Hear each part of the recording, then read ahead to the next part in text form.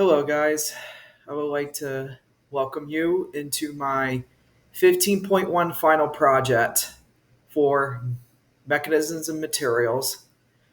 My name is Camden William Copeland. I am in digital maker and fabrication major here at the University of Advancing Technology, and I want to tell you the story of how I came up with the ultimate project, the hydropower generator. So, what is it? What is it really? And what's my project about?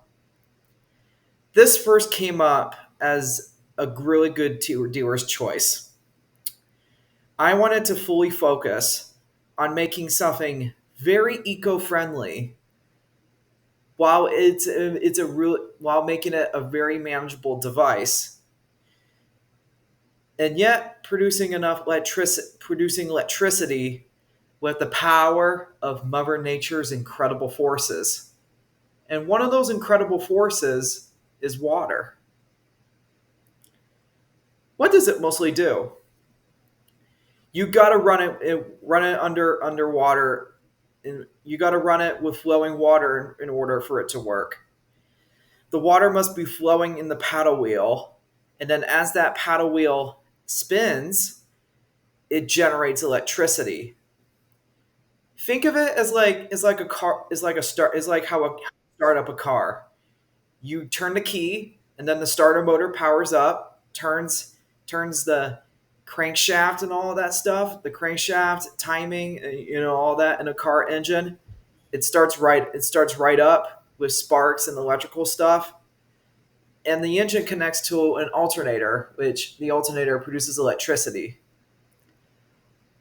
It's kind of the same principle. This time I'm doing it with water.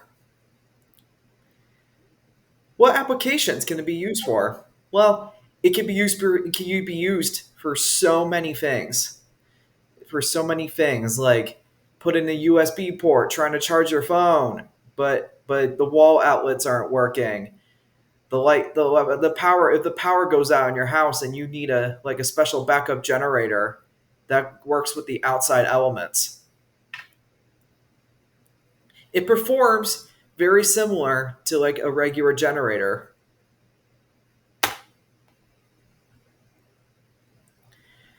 The design process was very intelligent, as the inspiration for it was actually came from my childhood, as you can see in these three photos here.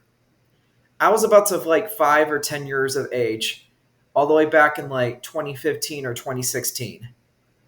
It was a science fair project I did with my dad.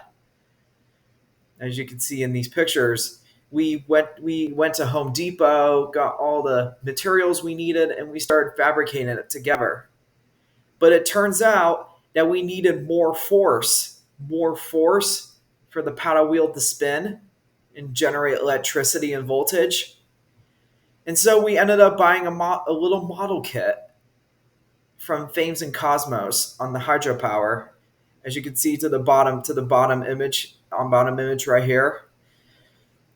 That's me testing it out. As you can see, as the paddle wheel spins rapidly, the LED starts lighting up. And it's all based on all this same hypothesis. What if water produced electricity?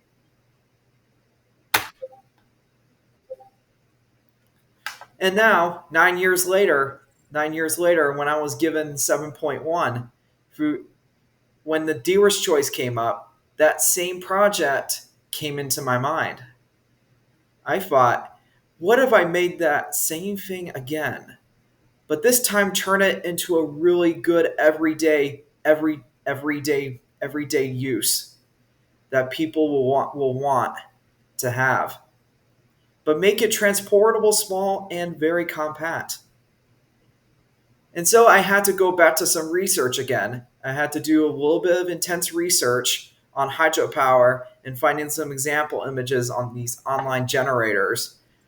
The generators that we see online have like some kind of turbine into it, and it's way too big for your home or appliance. So I immediately started sketching out ideas. And as you can see in this picture here, this is a pat. This is it's a very rough sketch. If I wanted what I wanted to do, I wanted a paddle wheel. I wanted a little alternator here with a belt. I wanted to spin something, but I didn't. But I didn't really think about the tub underneath. And here, I would love to showcase you guys my final conceptual prototype design of my hydropower generator. As you can see, we have the paddle wheel here. We have the paddle wheel supports these studs with screw threads on it, so that way you can screw it or bolt it onto any like surface or wall. There's a little tunnel here to guide the flow of water. And then I just made a little imitation of an alternator. And here's the little belt thing that spins. The paddle wheel shaft is connected to a pulley, and that pulley connects to a belt.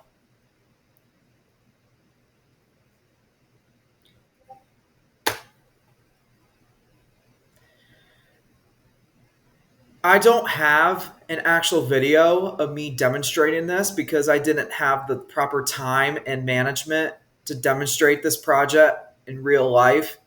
So I could just tell you what happens. I know I was supposed, I know I could have just could have showed more than tell, but with the limited time I had, I couldn't,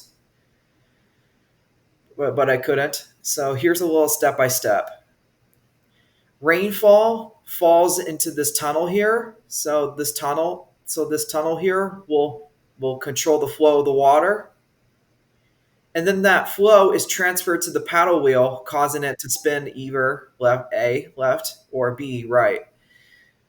And the more it spins, the more yeah the more flow, the more rapid spinning that paddle wheel will spin.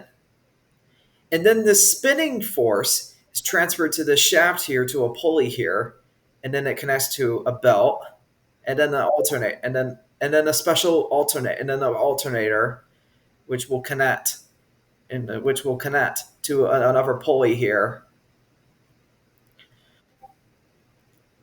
But the thing I could have had more time to develop the most was some kind of like adapter to connect your power to a power connect the power source to, because right now the only thing you have here is a little shaft, which is to connect it to a power source. But it has the same ideal principle like I discussed before. What if the flow of water produced electricity for the alternator?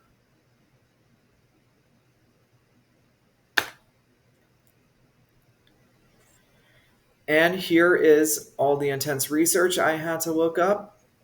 I hope you guys enjoyed my project, and thanks for listening, and have a great day.